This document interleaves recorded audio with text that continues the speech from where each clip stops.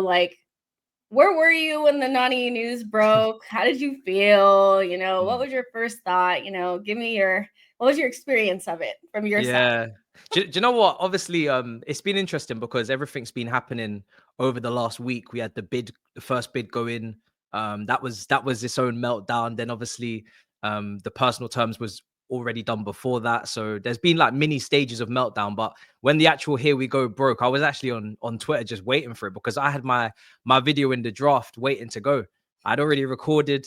I already had my message ready to send out, and I just needed Fabrizio to just put the final, dagger in there, and he did so. So it was like 10:30 that broke. It was a weird time, and to be honest, I was just looking forward to watching all the other content. I saw you streaming, I saw Curtis streaming, Turkish uploaded. Everything was just great, man. So yeah, for me, obviously we're going to talk about this player, but when we do deals, it's just head loss everywhere, and it's just funny, man. I'll be honest. Oh my gosh, my head was on Pluto, and it still is. I cannot wrap my head around the signing or the fee or anything. You know, if you had told me in January when we were really struggling with no attackers, that the first attacker through the door would be Nani Madueke for 50 million, I would have been like, what? Yeah. You know, but like over the last maybe like couple of months or so, it seems like the relationship between Maresca and Nani has deteriorated. Do you have any idea why that is? Is his attitude issues overblown? I know that's something that's weighing heavily on Arsenal fans' heads. So can you give any insight on that maybe?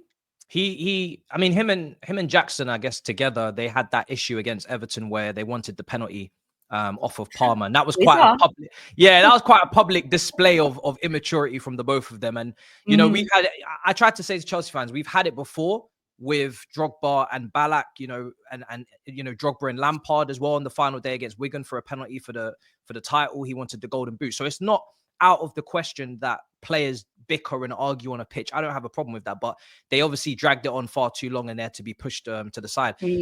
Maresca has this really like weird relationship with Noni where I think he chooses this tactic to kind of talk about him publicly, whether that be really good or really bad in terms of his kind of need to improve or to take his performance to the next level, or he's praising him and he's saying he loves him because maybe that's how he feels he needs to get the best out of him, is to publicly talk about him or to kind of ask for a response, you know, on the pitch when he's publicly criticized him. So the one thing I will say of Chelsea is it's always difficult to know exactly where our manager stands with players because there's more going on than just what he says in the press conference. Noni Madueke was purchased by Christopher Vell, which is the former director that we had from Leipzig, and he was part of the Red Bull model. We brought him in. He's no longer employed by Chelsea, but we have directors that did not bring Madueke in. And I feel like that has a part to play as to why he's available the last 2 summers.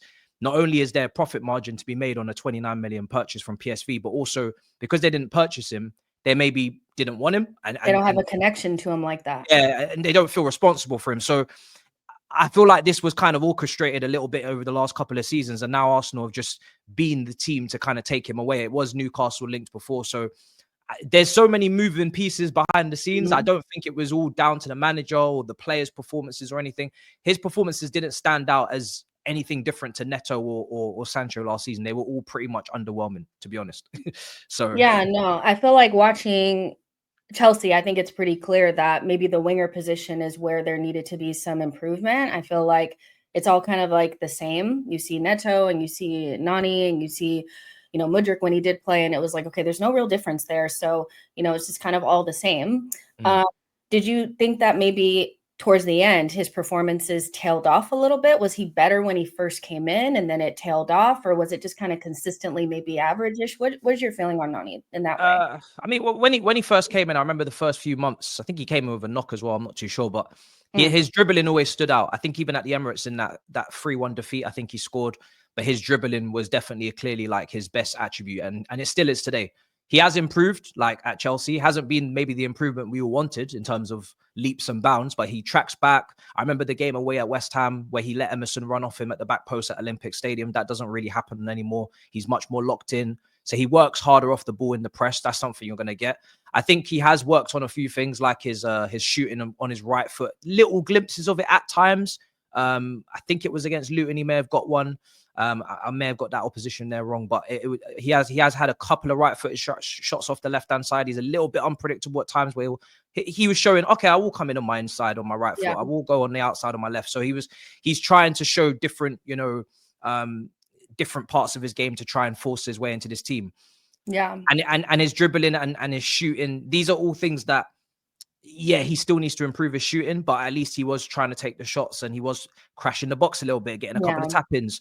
But it's one of those things where with Madueke, yes, there has been gradual, small little things, but it's not enough for, I don't think, a lot of Chelsea fans to be like, this is a must keep. It's one of those situations where I can see something in him, but at the same time, it's not guaranteed. And we have so many players in this position. It's not the end of the world for us that he's moving on. And I think, obviously, we'll go and talk about how he fits into your team. But because of Saka, and I know we've spoken about Saka on Twitter before, do you know what I mean? And how good he is, and obviously Elise and whatnot. I don't see Noni as that level of winger. That's the thing. And he's not that consistent. And he, for me, is at his best on the right. And for you guys, you've already got your star boy on the right. So that I don't really understand the fit, and I don't understand how he's going to peak at your club. Yeah, well, let's get into it, because I can see where he doesn't fit into your future plans. Like, I totally understand that. You have Estavo, I think his name is coming in. You brought in Gittins. So, you're well stocked and you have like new players coming in. And so it's okay to let him go.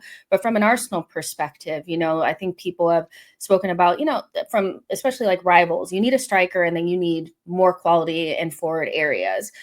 Is it a sign of Arsenal being more serious by bringing somebody? I know Nani's not at the same level as Saka, but maybe he's in like that next level down kind of thing. Is that a show of like ambition from Arsenal, do you think, like from your outside perspective, or is it kind of like, why spend that much on him? You know?